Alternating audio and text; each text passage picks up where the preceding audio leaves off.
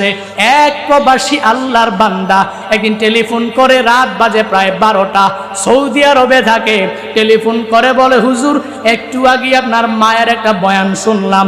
মা বাবার বয়ান শোনার পরে এবার মনে করলাম আমার কিছু দুঃখের কথা আপনার কাছে শেয়ার করব।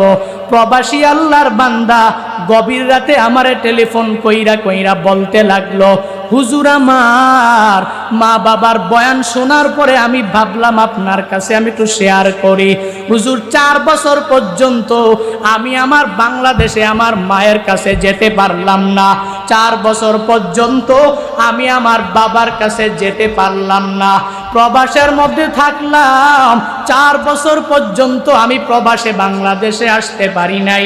হঠাৎ চিন্তা করলাম এবার ছুটিতে একটু বাড়িতে যাওয়া লাগবে।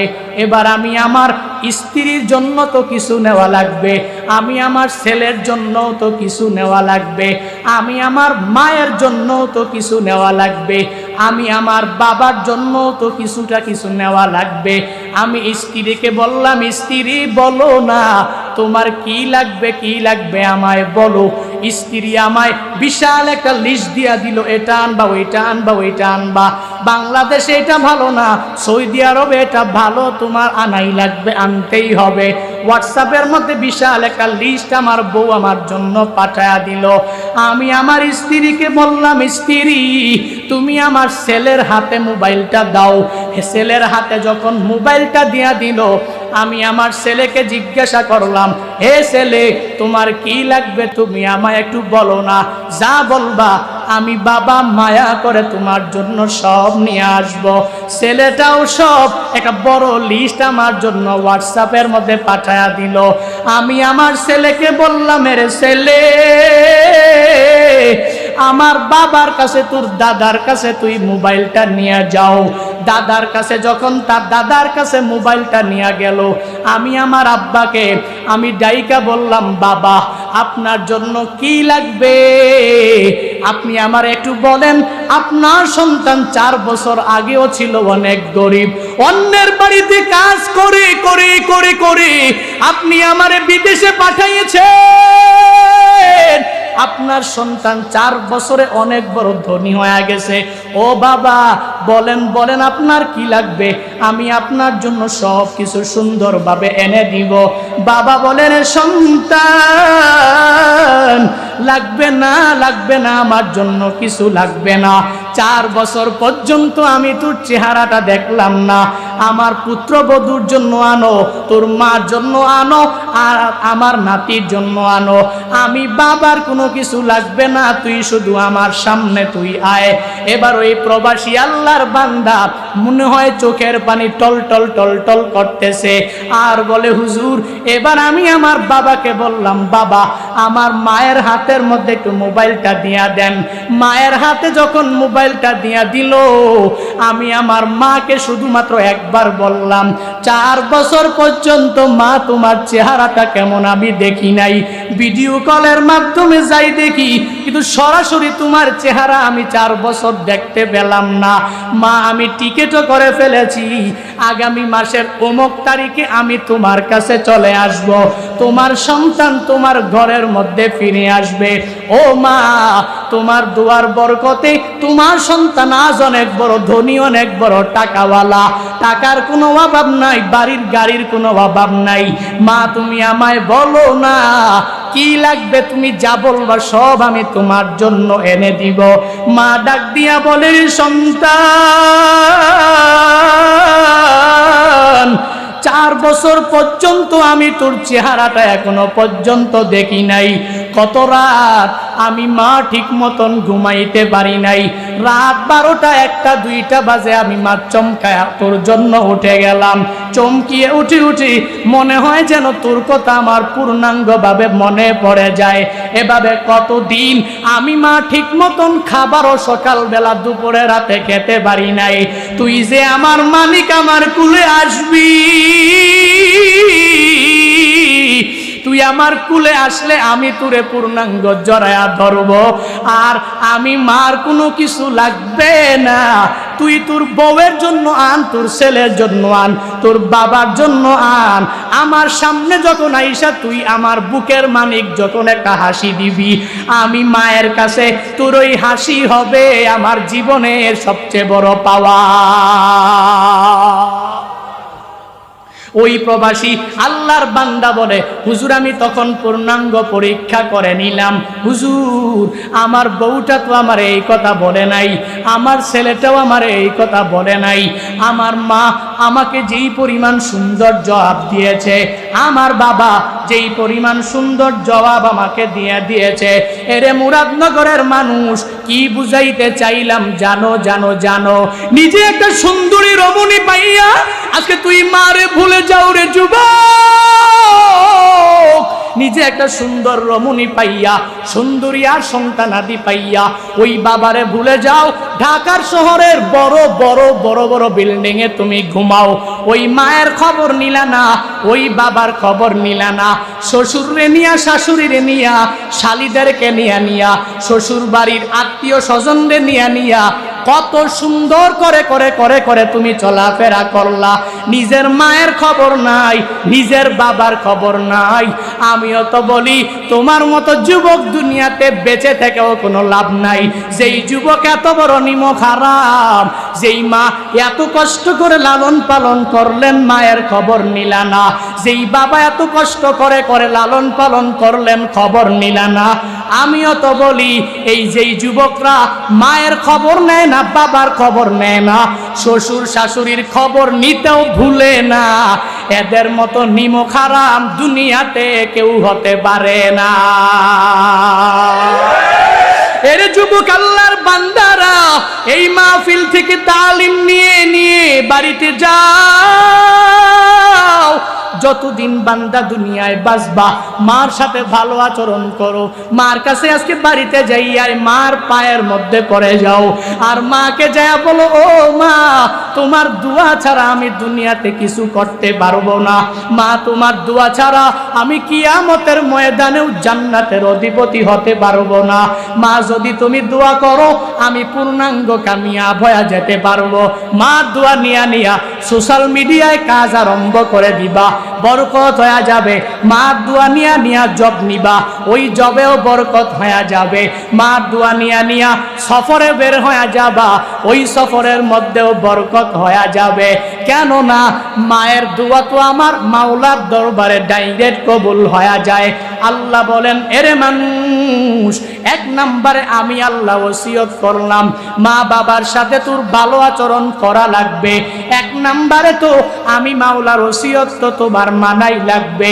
দুই নম্বরে বাহ্যিক দৃষ্টিতে তাকালেও মা বাবার সাথে ভালো আচরণ করা লাগবে। এ বান্দারা, রহমাতুল্লিল আলামিনের কাছে আইসা এক সাহাবী জিজ্ঞাসা করে, হে পয়গম্বর, মা হাক্কুল ওয়ালিদাইনি আলা ওয়ালাদিহি, সন্তানাদির উপরে পিতামাতার অধিকারটা কি আপনি একটু জানা দেন। নবী আমার বলেন, ক্বালা হুমা জান্নাতুকা ওয়া নারু। হে সাহাবী, তোমার মা বাবা দুইজন তোমার জন্য জান্নাত, তোমার মা বাবা এই দুইজনই তোমার জন্য জাহান্নাম। বুঝলাম না। মুহাদ্দিসিনে কেরামগণ ব্যাখ্যা করে জানা দেয়, দুনিয়াতে যেই সন্তানেরা পূর্ণাঙ্গভাবে মা বাবাকে সন্তুষ্ট রেখে রেখে কবরে যদি যাও, কবর অটোমেটিক্যালি জান্নাতের বাগান হয়ে যাবে। আর যদি মা বাবার অসন্তুষ্টি নিয়ে নামাজ রোজা নেক আমল করে করে যদি কবরে যাও, তাহলে ওই কবর জান্নাতের বাগান হবে না। কারণ তোমার মা বাবা উভয়ই তোমার জন্য জান্নাত, তোমার মা বাবা উভয়ই তোমার জন্য জাহান্নাম। এরে আল্লাহর বান্দারা, এজন্য তো বলি ওই মা বাবার মনে আঘাত দিয়ে কবরে যাইও না। আজকে বাড়িতে যাইয়াই মার থেকে দোয়া নাও, বদদুয়া নিও না।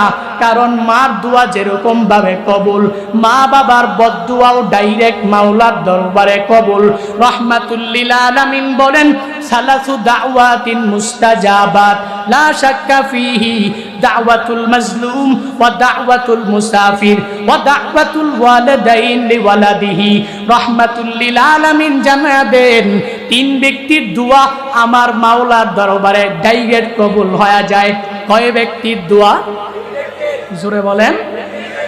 এক নম্বরে রহমাতুল লিল আলামিন বলেন দাওয়াতুল মাজলুম, মাজলুমের দোয়া আমার মাওলার দরবারে সরাসরি কবুল হয়ে যায়। দুই নম্বরে দাওয়াতুল মুসাফির, মুসাফিরের দোয়া আমার মাওলার দরবারে ডাইরেক্ট কবুল হয়ে যায়।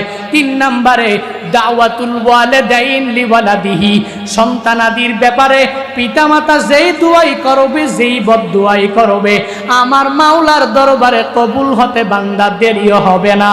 এজন্য তো অনেক আল্লাহর বান্দা এখানে আসো যাদের মা দুনিয়ায় নাই, বাবা দুনিয়ায় নাই, কেউ আসো মাও নাই, বাবাও দুনিয়ায় নাই।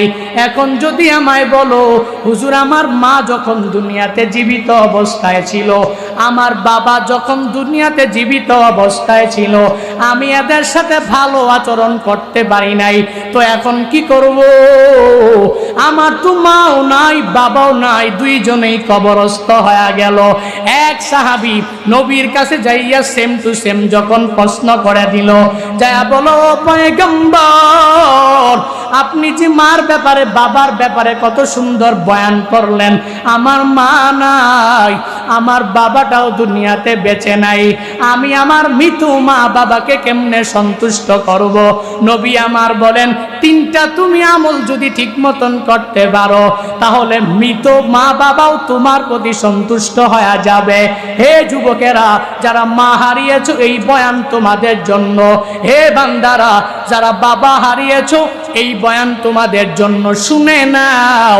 যাদের মা নাই বাবা নাই এদের জন্য নবী বয়ান করেন, যদি মনে করো মা বাবাকে সন্তুষ্ট করে করে তুমি কবর দিতে পারো নাই, মা বাবাকে সন্তুষ্ট করে করে বিদায় দিতে পারলা না, রহমাতুল লিল আলামিন জানায়া দেয় তিনটা কাজ যদি করতে পারো মা বাবা কবরস্থ হওয়ার পরেও তোমার জন্য সন্তুষ্ট হয়ে যাবে। এক নম্বরে হে সন্তানেরা নবী আমার জানায়া দেয় নিজে পূর্ণাঙ্গভাবে নেক আমলওয়ালা হয়ে যাও, নিজে নামাজি হয়ে যাও, নিজে রোজাদার হয়ে যাও, নিজে নেক আমলওয়ালা পূর্ণাঙ্গ হয়ে যাও। কবরস্থানে শায়িত মা বাবা তোমার প্রতি পূর্ণাঙ্গ সন্তুষ্ট হয়ে যাবে। এক নাম্বার। দুই নাম্বার হলো বান্দা যেই কাজ করা লাগবে, আমি জুনায়েদ আল হাবিবের বানানো কোনো কথা বলি না। নবীকে সাহাবী জিজ্ঞাসা করেন, নবী ওয়ে দেখায়া দেয়, নবী পথ দেখায়া দেয়। দুই নম্বরে নবী বলেন সাহাবী তোমার তো মাও নাই বাবাও নাই, তাহলে দুই নম্বরে যেই কাজটা তোমার করা লাগবে, তুমি পূর্ণাঙ্গভাবে মা বাবার দুনিয়াতে বেঁচে আছেন এদের হক ঠিক মতন তুমি আদায় করে দাও। কি বুঝাইতে চাইলাম জানুরে মানুষ, এর বান্দা মা বাবার সাথে অন্যায় আচরণ করা যাবে না, কারণ মা বাবা এই দুনিয়াতে সবচেয়ে বড় বড় নেয়ামত তোমার। এই বাবার মতো মার মতো আপন দুনিয়াতে আর কেউ হতে পারে না। এজন্যই আল্লাহ জানা দেয় এরে মানুষ আমি আল্লাহ পূর্ণাঙ্গ ওসিয়ত করলাম, তুই তোর মা বাবার সাথে সর্বাবস্থায় ভালো আচরণ করবা, কশ্চিনকালেও খারাপ আচরণ তুই মা বাবার সাথে করবা না। এক নম্বরে আমি মাওলার ওসিয়ত তো তোমার মানাই লাগবে, তো মা বাবার সাথে তো ভালো আচরণ তোমার করাই লাগবে। এক নাম্বার ওসিয়ত চলে গেল। এবার দুই নাম্বার কারণটা যদি কোনো আল্লাহর বান্দা জিজ্ঞাসা করে, হুজুর আমার মা বাবার সাথে আমি কেন ভালো আচরণ করব বুঝলাম না।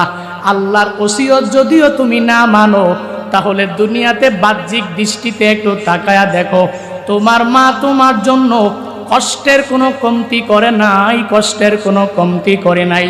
কেমন কেমন জানো আল্লাহ এজন্যই বান্দাদেরকে স্মরণ করে আল্লাহ জানায়া দেয়, এরে আমার বান্দা বান্দির দল, এক নম্বরে আমি মাওলার ওসিয়ত অনুযায়ী তুই তোর মা বাবার সাথে ভালো আচরণ করবি।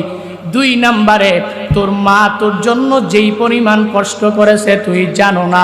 একটু বাড়িতে যাইয়া বালিশের সঙ্গে যখন মাথাটা লাগা দিবা, তখন এই পূর্ণাঙ্গ চিন্তা করো তোমার মা তোমার জন্য কি পরিমাণ কষ্ট করেছে, কি পরিমাণ কষ্ট করেছে।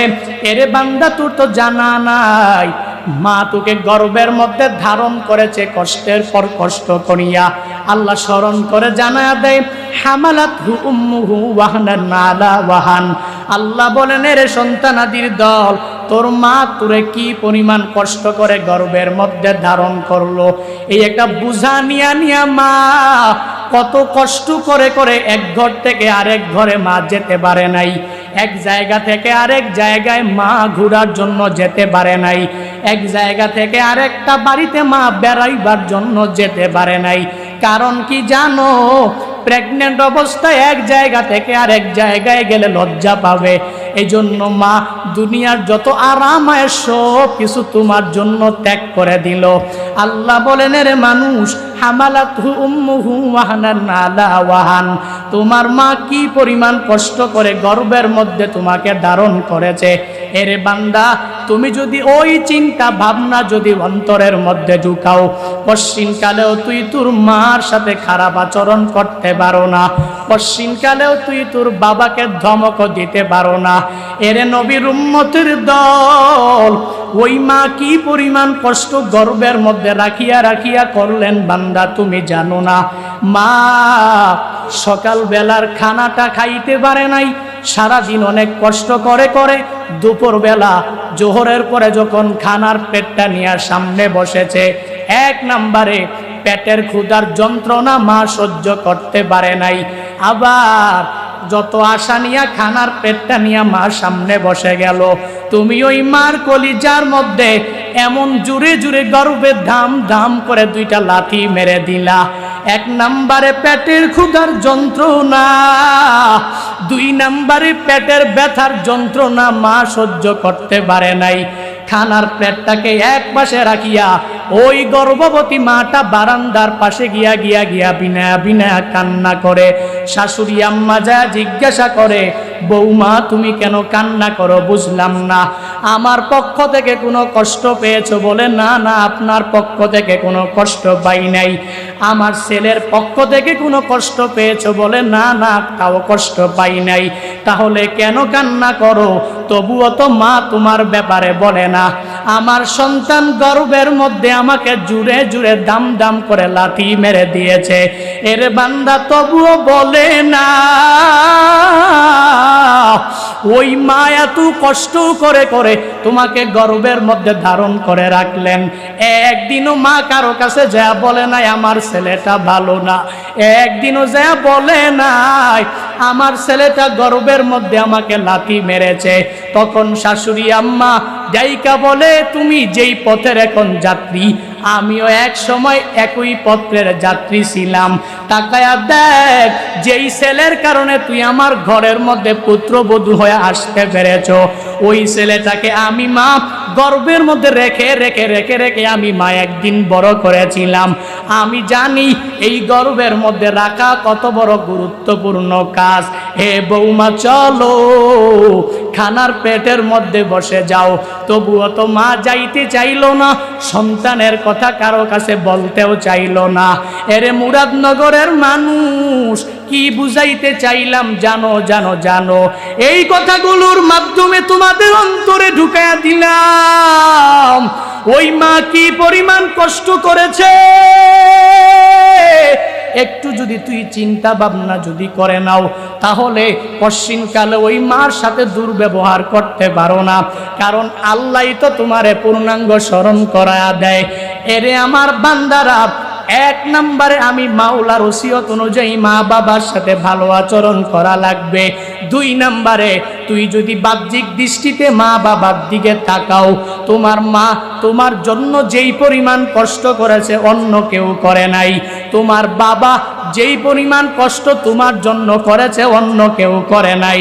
তাহলে ওই মা বাবার সাথে কেন তুমি খারাপ আচরণ করবা? এরে আল্লাহর বান্দারা, শুধুমাত্র মা গর্ভের মধ্যে ধারণ করি পরিসমাপ্তি ঘটাইল না।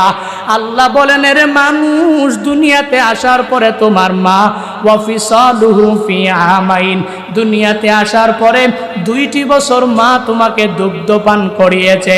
কত কষ্ট করে করে মা তোমারে দুধ পান করিয়েছে, তুই কেমনে ওই মারে বলে যাও? আল্লাহ বলেন, ইনসান, এক নম্বরে আমি মাওলার ওসিয়ত অনুযায়ী মা বাবার খেদমত তোমার করাই লাগবে।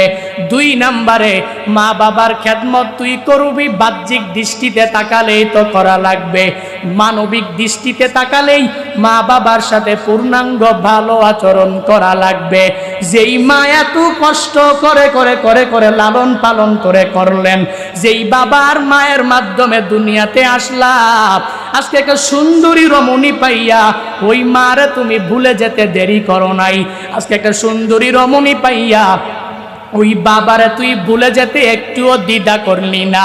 ঢাকার শহরে বাড়ি গাড়ির কোনো অভাব নাই, কিন্তু মা থাকে বাড়ি, বাবাও থাকে বাড়ি। একবারও বলে না মা তুমি আমার বাসায় থাকবা, একবারও বলে না বাবা তুমি আমার গুলশানের ফ্ল্যাটের মধ্যে থাকবা। কেন বলে না? কারণ জানে মুরব্বী মানুষ গেলেই বারংবার নামাজের কথা বলবে, মুরব্বী মানুষ আমার বাসায় গেলে রোজা রাখার কথা বলবে, মুরব্বী মানুষ আমার বাসায় গেলে নেক আমলের কথা বলবে। এজন্য মাকে ঢাকার বাসায় নিয়ে যায় না, বাবাকে ঢাকার বাসায় নিয়ে যায় না, এরকম ধনী সমাজে আছে না? না, এই মানুষগুলো তো ভালো না রে মানুষ। এই বান্দারা মা বাবার সাথে খারাপ আচরণ করতেও দ্বিধা করে না। কশিন কালেও এরা মা বাবার দোয়া নিয়া কশিন কালেও কবরে যেতে পারবে না। অথচ আল্লাহ তাআলা কি সুন্দরভাবে ওসিয়ত করে জানা দেয়, এরে মানুষ মা বাবার সাথে সর্বাবস্থায় ভালো আচরণ করা লাগবে, মা বাবার সাথে অন্যায় আচরণ করা যাবে না। এক নম্বরে আমি মাওলার ওসিয়ত অনুযায়ী তোর মানা লাগবে। দুই নম্বরে বাহ্যিক দৃষ্টিতে মাঝে মাঝে একটু পরীক্ষা কইরো। মার মতো আপন দুনিয়াতে কোথাও খুঁজে পাইবা না, বাবার মতো আপন তুই দুনিয়াতে কোথাও খুঁজে পাইবা না। মা মৃত, বাবা মৃত, কি করবা? তাহলে এখন তোমার তিনটা আমল করা লাগবে। কয়টা? তিনটা। এক নম্বরে সন্তান তুমি নেক আমল বলা হয়ে যাও, মা বাবা অটোমেটিক্যালি সন্তুষ্ট হয়ে যাবে। দুই নাম্বার, মা বাবার আত্মীয় স্বজন যারা আছে এদের হক ঠিক মতন আদায় করো, এদের সাথে ভালো আচরণ করো, মৃত মা বাবা তোমার প্রতি সন্তুষ্ট হয়ে যাবে। তিন নম্বরে মা বাবাকে কেমনে খুশি রাখবা, সন্তুষ্ট কেমনে করবা? মা বাবার জন্য মসজিদ, মাদ্রাসা, ভালো জায়গা, ওখানে দান সৎকার করার চেষ্টা করবা। যখনই সময় পাইবা মার নামে দান করবা, যখনই সময় পাবে বাবার নামে দান করবা। হ্যাঁ হুজুর, আমি মা বাবার হক ঠিক মতন আদায় করতে পারিনি, এখন কি করব? রহমাতুল্লিল আলামিন শিক্ষা দিয়েছেন। কি শিক্ষা? বলে যাদের মা নাই, যাদের বাবা নাই, এরা প্রত্যেক সপ্তাহে বৃহস্পতিবার দিবাগত রাত মাগরিবের পর থেকে নিয়ে এসা পর্যন্ত এই সময় মাগরিবের নামাজটা আদায় করার পরে তার সব আমলগুলো করা শেষে সে 2 রাকাত নামাজ আদায় করবে। তাদের মা নাই, বাবা নাই, কি আমল? মা বাবার নামে সে 2 রাকাত নামাজ পড়বে। সূরা ফাতিহা পড়ার পরে একবার আয়াতুল কুরসি পড়বে, সাথে সাথে আবার সূরা ইখলাসটাকে সে একবার পড়বে, তারপরে সূরা নাস 5 বার, সূরা ফালাক 5 বার। এভাবে 2 রাকাত নামাজে এভাবে সে পড়বে। মেনটেন করে পড়ার পরে 2 রাকাত নামাজ শেষে সে 5 বার ইস্তিগফার করবে, 15 বার রহমাতুল্লিল আলামিনের উপরে দুরূদ পড়বে। পরে এই পূর্ণাঙ্গ সব আমলটা মা বাবার নামে এসে বকশিশ করে দিবে। রহমাতুল্লিল আলামিন বলেন, যেই সন্তান মা বাবার নামে প্রত্যেক বৃহস্পতিবার দিবাগত রাত মাগরিব থেকে আসা পর্যন্ত এই 2 রাকাত নামাজ আদায় করতে পারবে, সে মা বাবার পূর্ণাঙ্গ হক আদায় করেছে বলে বিবেচিত হয়ে যাবে। আরো জোরে সুবহানাল্লাহ। এই জন্য মা বাবা দুনিয়ায় বেঁচে থাকলে আজকে বাড়িতে যেয়ে পায়ে পড়ে যাবেন আর মাকে বলবেন, মা একটু দোয়া করে দাও না, কারণ তোমার দোয়া ছাড়া আমি কিছু করতে পারবো না। মনে রাখবেন, জুনায়েদ আল হাবিবকে দেখেন, দেখতে মানুষ ছোট, আমার মতোই বয়সী, আমার ছোট ভাইয়ের মতো বয়সী, আমার সন্তানের মতো বয়সী, কেমনি বয়ান করে, কেমনে এত দূর দূর যায়, এত লোকের সামনে ভয় করে না, কেমনে কথা বলে, এত দূর দূর দাওয়াত দিয়ে মানুষ নিয়ে যায়, টাকাও দেয়, সম্মানও দেয়, মর্যাদা দেয়। কই এলেম নাই, হেলেম নাই, কোনো কিছুই নাই, কেমনে কথা বলে? আমি বলি পাওয়ার জুনায়েদ আল হাবিবের না, ওই পাওয়ার জুনায়েদ আল হাবিবের বাসার মধ্যে মা বাবার দুয়ার পাওয়ার, মা বাবার দুয়ার পাওয়ার। খুদার কসম করে প্রত্যেকটা প্রত্যেকটা মাহফিলে গেলে আমি বলি তো মা বাবার দোয়া নচেত জুনায়েদ আল হাবিব এই ময়দানে বসে বয়ানও করতে পারে না, সামনের মানুষগুলো বৈশা বৈশা বয়ানও শোনে না, এজন্য তো বলি মা আপন, বাবা আপন। দুনিয়াতে সবচেয়ে বড় শ্রেষ্ঠ নিয়ামতের নাম মা বাবা। এদের থেকে দোয়া নিয়ে চলবেন, যে কোনো কাজ করবেন এদের থেকে দোয়া নিয়ে শুরু করবেন, কামিয়াব করবেন কে? সফলতা দিবেন কে? বলে হুজুর সফল হই না কেন? কেমনে হবেন? আপনি তো প্রথম জায়গায় ভুল করে রাখছেন, ফাউন্ডেশনে ভুল। মার থেকে দোয়া নাই, মা দিতেছে বদদোয়া, মার থেকে বাবার থেকে দোয়া নাই, শুধু বদদোয়া বদদোয়া। চেষ্টা করবেন হে প্রিয় ভাইরা, মা বাবার সাথে সর্বাবস্থায় ভালো আচরণ করবেন, সর্বাবস্থায় মার থেকে দোয়া নিয়ে চলবেন। আল্লাহ তাআলা আমাদের প্রত্যেককে তৌফিক দান করুন। আরো জোরে পড়েন, আরো জোরে মন থেকে একবার করে পড়ি আল্লাহুম্মা আমিন। একটা সঙ্গীতের জন্য রিকোয়েস্ট করেছে, সঙ্গীতটা বয়ান হবে না, বয়ান ছাড়া অন্য এক স্টাইলের রবের নামে এক সঙ্গীত পরিবেশন করব, শুনবেন? শেষ করি ইনশাআল্লাহ। আপনাদের কাঙ্ক্ষিত মেহমান যিনিরা আছেন ওনারাই বয়ান করবেন। আমরা রবকে বন্ধু বানাবো। কাকে? কথা বলেন না কেন? আমরা সর্বাবস্থায় রবকে বন্ধু বানাবো। আল্লাহ রবকে তোমাকে বন্ধু বানানোর তৌফিক দান করো।